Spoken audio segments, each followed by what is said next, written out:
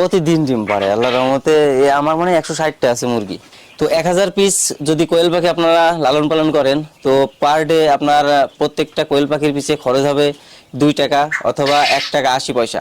তো আপনারা per day ডিম পাবেন, প্রত্যেকটা কোয়েল পাখি থেকেই ডিম পাবেন। 1000টা কোয়েল পাখি থেকে আপনারা ডিম পাবেন সর্বনিম্ন 850 থেকে 900টা।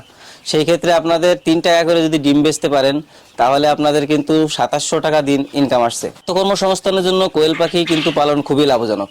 তো আপনারা যদি 1000 পিস কোয়েল পাখি পালন করেন, তাহলে আপনাদের পার ডে 800 থেকে 900 টাকা প্রতিদিন ইনকাম হবে।